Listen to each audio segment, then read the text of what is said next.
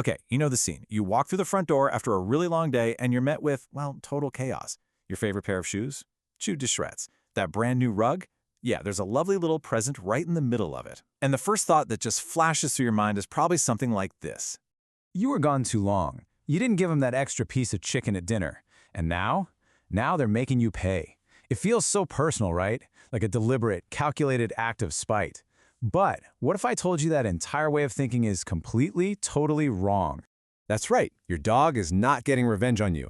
That frustrating, destructive behavior, the mess that makes you want to pull your hair out, it's not what you think it is. So let's dive in and break down exactly why we get this so wrong. Look, we all love our dogs, and it's so natural to see them as these little furry people running around our house. We give them all sorts of human emotions, but revenge? That's one that just doesn't fit with how their brains are wired. To get why, we first have to understand what revenge actually is. I mean, think about it for a second. Revenge isn't just reacting to something. It requires connecting a past event, like you leaving the house 8 hours ago, to a future, premeditated plan, like I'm going to shred this couch cushion at 3 p.m., all to get a specific emotional reaction out of you later. That kind of abstract cause and effect thinking is a pretty complex human thing. So, if it's not revenge, what is actually going on? This right here totally reframes the entire situation. On the left, that's what we feel is happening, a conscious plan to punish us. But the reality, over there on the right, is a world away. Our dog is simply reacting to some pretty powerful internal feelings. This whole thing, it's actually not about you at all. It's about them. So instead of picturing this tiny mastermind plotting your emotional downfall, we need to start seeing a creature that's trying to communicate that it's in distress.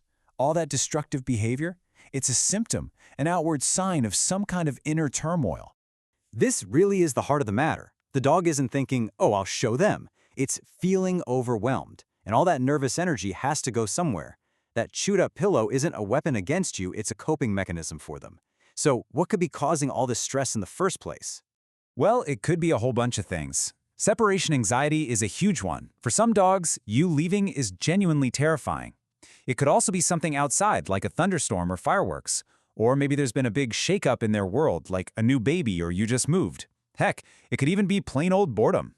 A dog without enough exercise or mental puzzles is going to find its own entertainment, and you're probably not going to like what they come up with. But there's another really crucial possibility we have to talk about. Right. Before we jump to any behavioral conclusions, we have to rule out physical discomfort. You know, a sudden change in behavior is often one of the very first signs that something is medically wrong with your pup. Think about it. A perfectly house-trained dog that suddenly starts having accidents inside might not be stressed out. They might have a urinary tract infection that makes it physically impossible to hold it. They aren't trying to be bad. They might be trying to tell you, in the only way they know how, that they're in pain. Okay, so if it's not revenge, how are we supposed to react? The key here is a total mindset shift.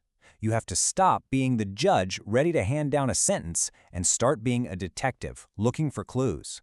And that leads us straight to your new action plan. Your plan starts with just observing. Does this only happen when you leave? Is it only during thunderstorms? Keep a little log. Next, try to pinpoint the trigger. What happens right before the bad behavior starts? And finally, and I cannot stress this enough, call your vet. You have to rule out any underlying health problems first. This entire approach is about understanding, not about punishment.